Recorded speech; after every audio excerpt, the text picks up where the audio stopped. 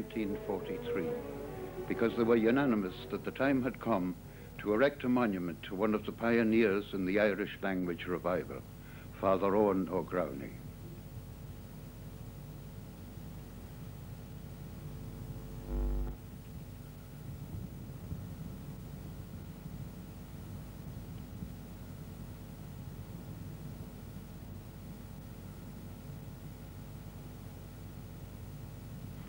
They decided to commemorate him by a statue outside St. James's Church in Athboy, where he was baptized in 1863.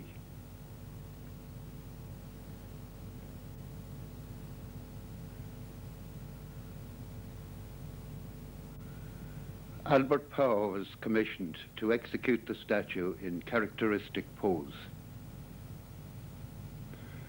The unveiling in 1956 was preceded by High Mass in Athboy. De Valera arrived.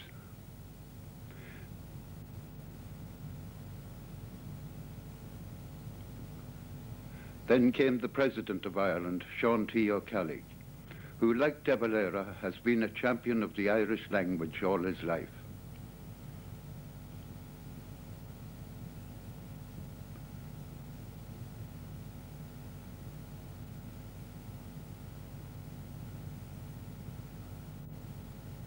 Next came His Lordship, the Most Reverend Dr. Kine, the Bishop of Meath.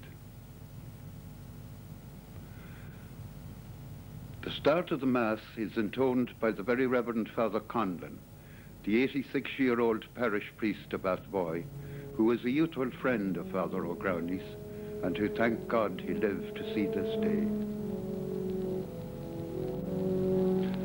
The President has a place of honor in the church. The church in Athboy looks resplendent for the ceremony, its beautifully designed windows standing out in contrast to the dark interior.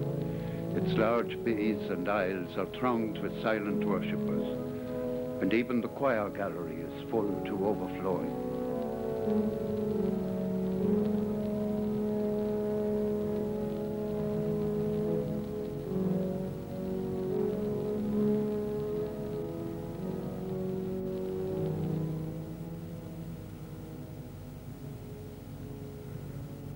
The sacrifice of the Mass is intoned with full solemnity of ritual. The aged priest tells the people of the life and ideals of Father Eoghan O'Growney, and the bishop listens with rapt attention to the story of his boyhood hero. By the congregation, the sermon is followed with loving pride, especially by the relatives of Father O'Growney who have come from all parts of the county. Pride fills the hearts of the vast audience. The Mass is over and the crowd surges and sways as people issue from all exits into the October sunshine. Progress is slow as all try to get a glimpse of the distinguished visitors. Stewards prevail on the crowds to make a passageway, but they are restrained with difficulty, especially the children, whose exuberant spirits are infectious, and the stewards carry on good-humoured banter with them.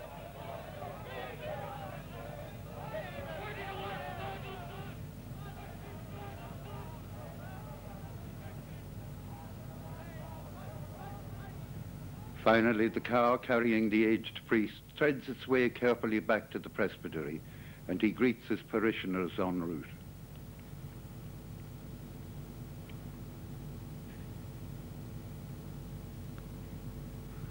The mile-long procession, which started from the Mall, near the vocational school, is headed by the Navan Boys Band.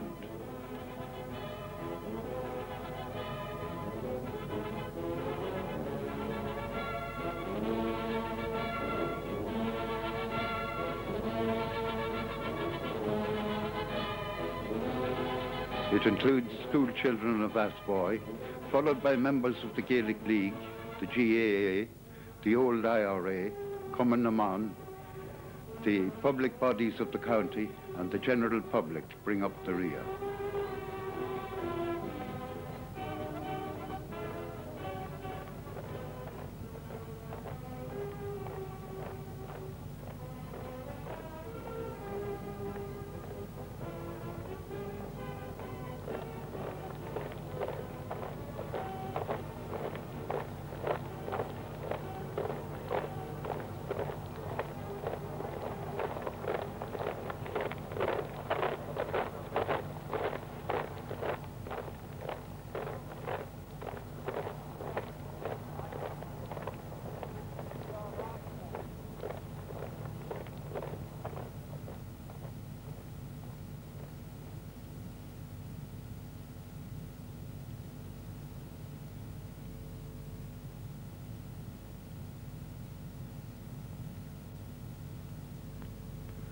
The #1 Army Band took up position one side of the church, and the President inspected the Guard of Honour of the FCA on the opposite side of the enclosure.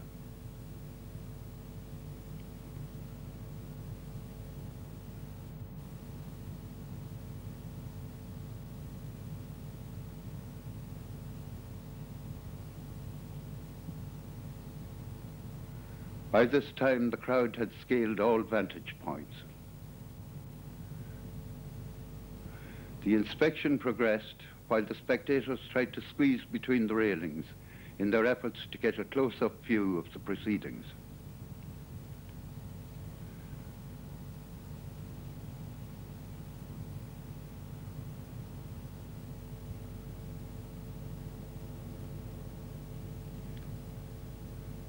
The President unveiled the statue of Father O'Growney, and the crowd gazed enraptured at the work of art.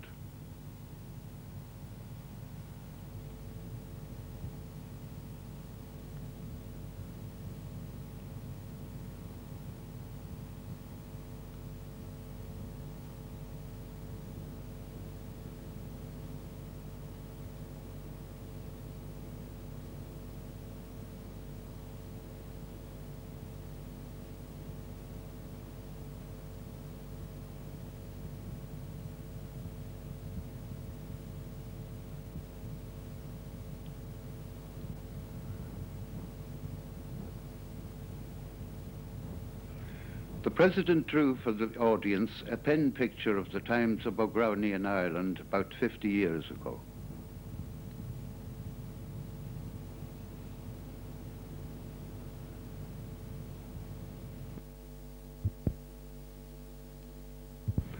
Father O'Flynn explained that when O'Growney was a student in Maynooth, Irish was not taught there. Yet he studied it during the holidays. He wrote his own textbooks and became Vice President of the Gaelic League. As Professor of Irish in Maynooth, he instilled a Gaelic spirit into his students, but his arduous labours undermined his health. He died in California at the early age of 36. Sean McGurl, after thanking the lecturer, asked the youth to follow in O'Growney's footsteps. The audience applauded their distinguished lecturer and wished that he had spoken a little longer, as he seemed to speak straight to their hearts in the language of their ancestors.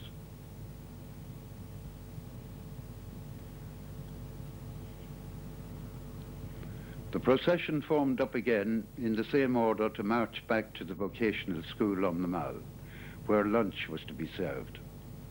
This time the procession was headed by the #1 Army Band, followed by the FCA. The band played appropriate selections on the lawn during lunch and kept the diners inside and the public outside, interested in their patriotic marches, tender lullabies and pastoral melodies.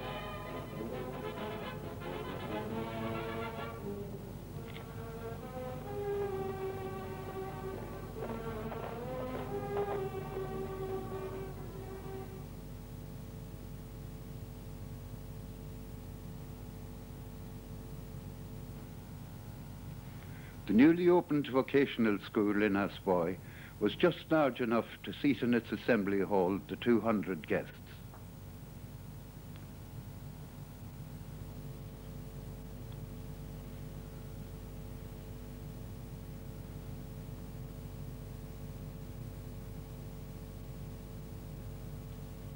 The dignitaries of church and state sat at the top table. The President proved a competent and witty after-dinner speaker, and punctuated his remarks with delightful anecdotes of his early struggles to learn the Irish language.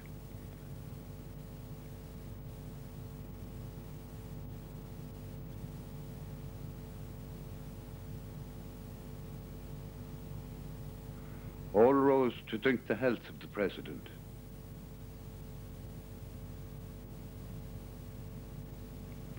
Glasses were held up to honour the various toasts.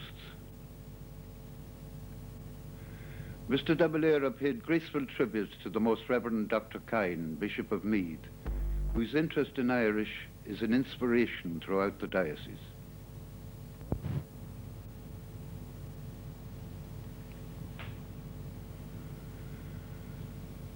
Such a scene would have been an immense consolation to Father Eoghan O'Growney at his life's close. His heroic labours helped to create this new Gaelic and patriotic Ireland. The committee gathered again round the statue, silently agreeing with the poet's words. With failing hands he passed the torch along. 'Tis ours to hold aloft.